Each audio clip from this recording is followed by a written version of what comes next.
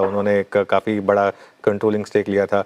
ये जो बाहर से पैसा इन कंपनियों में आ रहा है, बैंक्स और एनबीएफसीज में आ रहा है, ये क्या बता रहा है आपको? अब आप पीछे हट के देखेंगे तो भारत में का जो टोटल कर्जा है हाउस होल्ड सेक्टर और कॉर्पोरेट में मिला पूरे भारत का, हाँ 75% है जीडीपी के तुलना में। ओके। और इसको हम अगर पर कैपिटा इनकम से भी एडजस्ट करें तो भी ये दुनिया के मुकाबले में बहुत कम है। तो यहाँ से ये बढ़ने वाला है, ये अगले 5, 7, 10 साल में 100% के आसपास हो जाएगा। अब आपका नॉमिनल जीडीपी 10-11% ग्रो हो रहा है, क्रेडिट शेयर इन जीडीपी बढ़ रही है, तो आपका क्रेडिट ग्रोथ 12-13% हो सकता है। और उस पर आप अर्निंग्स ग्रोथ अगर 15% कर लो तो मिलना मुश्किल है आपको फाइनेंशियल सेक्टर में दुनिया भर में जहां 15% कंपाउंडिंग होए 5-10 साल के लिए। सो मुझे बिल्कुल यहाँ पे आश्चर्य नहीं हो रहा है कि लॉन्ग टर्म कैपिटल बोल रहा है कि ये हमें खरीदना चाहिए। ये one of the best opportunities है दुनिया में अगर फाइनेंशियल सेक्टर में आप देखो तो। फाइनेंशियल सेक्टर अभी भी निफ्टी का 1/3 से ज़्यादा है एक्चुअली। तो क्या इस साल पॉसिबल है कि हम निफ्टी पर एक 30,000 तक की एक चाल देख लें? क्योंकि पिछले एक साल कुछ नहीं किया है। जैसे अनुज मैंने पहले बताया ना कि दुनिया में बहुत सारा है जो गलत हो सकता है। हाँ, तो निफ्टी का एब्सोल्यूट लेवल जो है ना वो कुछ हद तक पूरा नहीं, कुछ हद तक बाकी बाजारों पे निर्भर है। अगर यहाँ से एसपीएक्स गिर गया 10% तो निफ्टी को बढ़ना मुश्किल है। हो सकता है, मैं नहीं जानता हूँ अगर होगा कि नहीं होगा, लेकिन उस एब्सोल्यूट लेवल का यही एक मामला है कि बाकी बाजार क्या करते हैं। लेकिन मुझे लगता है इंडिया यहाँ से भारत का मार्केट दूसरे देशों को आउट परफॉर्म करेगा। और अगर दूसरे मार्केट में कुछ गड़बड़ नहीं हुई तो यहाँ से 15-20% निफ्टी तो बढ़ सकता है। 15-20% निफ्टी बढ़ सकता है अगले साल में। हाँ, लेकिन वो एक मैंने कैविएट है। अगर मान लो सपोज करते हैं कि यूएस मार्केट में बड़ी गिरावट नहीं आई तो 15-20% निफ्टी बढ़ सकता है, जो आपको 15% बढ़ गया तो 30,000 के ऊपर निकल आएंगे आराम से। हाँ, हो सकता है। ओके। तो इस समय एक और चीज जो बात हो रही है कि लार्ज कैप्स में एक मूव आना शुरू हुआ है बहुत समय के बाद। अब तक मिड कैप और स्मॉल कैप चल रहे थे क्योंकि पूरा का पूरा डोमेस्टिक पैसा वहां जा रहा था। अब एक साइन ऑफ रिवर्सल, पहले साइन ऑफ रिवर्सल एफआईआई के पैसे के, और हमने लार्ज कैप में मूव्स देखने शुरू करे हैं। क्या आप यहाँ से अब नैरो मार्केट पर ज्यादा फोकस करेंगे बजाय कि ब्रॉड मार्केट के? कॉन्सेंट्रेटेड बेट्स लेंगे? नहीं, मुझे नहीं लगता है कि कैपिटलाइजेशन के हिसाब से आपको तय करना है। मुझे लगता है कि रिटर्न्स की इतनी डिस्पर्जन नहीं होगी। डिस्पर्जन का हिंदी अनुवाद नहीं आता है मुझे, लेकिन उतना फैलाव नहीं होगा कि लार्ज कैप इधर रहेंगे और मिड कैप रहेंगे। मुझे लगता है सब एक साथ ही ऊपर जाएंगे। ये मार्केट जो है वो मैक्रो पे चलने वाला है, स्टॉक पिकिंग पे नहीं चलने वाला है यहाँ से।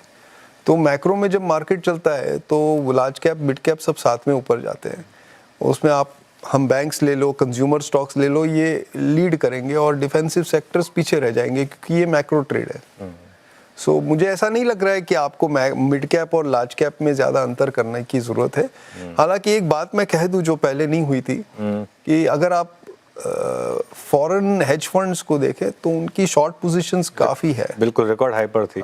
तो वो ये जो शॉर्ट कवरिंग होगा उसे लार्ज कैप पे ज्यादा फायदा है। क्योंकि मिड कैप में उतना शॉर्ट कवरिंग का कोई, ये निफ्टी पे शॉर्ट्स है तो वो लार्ज कैप इंडेक्स पे ज्यादा असर करेगा। नहीं, बिल्कुल आपने सही बात की। वैसे डिस्पर्जन का हिंदी वर्ड फैलावी है, तो आपकी हिंदी माशाल्लाह बहुत शानदार है, कोई दिक्कत नहीं है उसमें। अच्छा, ये आपका एक बेस केस 50% प्रोबेबिलिटी सेंसेक्स का 89,000 का है, और बुल केस जिसकी आपकी 30% प्रोबेबिलिटी सेंसेक्स 1 लाख। अभी हम हैं 84,000 पर। तो ये 1 लाख होने के लिए क्या क्या सही जाना चाहिए? मतलब ग्लोबल मार्केट की आपने बात कर ली, सिर्फ एक वही कैवेट रह गया, अगर ग्लोबल मार्केट ठीक रही तो वो आपका बुल केस प्ले आउट हो जाएगा? ये टैरिफ का जो मामला है ना वो हल हो जाना चाहिए। Okay. ये बार बार हम सवेरे उठते हैं और कुछ टैरिफ पे आता है, वो हट जाए तो अच्छा रहेगा।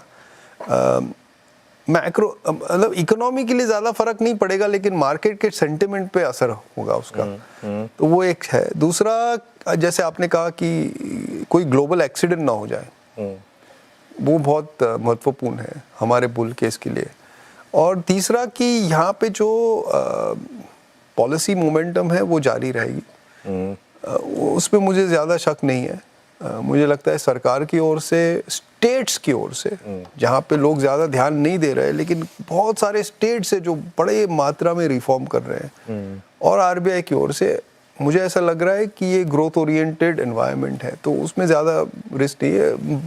इंडियन मार्केट में जिस प्रकार की चीज़ें अभी चलती हुई दिखाई दे रही है, उससे संकेत साफ है कि इंडियन मार्केट में अब तेज़ी का रुझान चालू हो गया है, और 30,000 जाने में इंडियन मार्केट को कितना वक्त लगेगा उस पर नज़रें रहेगी, क्योंकि जिस प्रकार की स्थिति अभी बनी हुई है इंडियन मार्केट में, वो स्थिति काफ़ी गहरी है, और बाज़ार तैयार हो रहा है ऑल टाइम हाई के लिए। निफ्टी तैयार हो रहा है, क्योंकि बैंक निफ्टी तो ऑलरेडी ऑल टाइम हाई पे ही चलता हुआ नज़र आ रहा है, लेकिन यदि निफ्टी में भी ऑल टाइम जल्द लगता है तो वो इंडियन मार्केट के लिए काफ़ी अहम देखने को मिलेगा।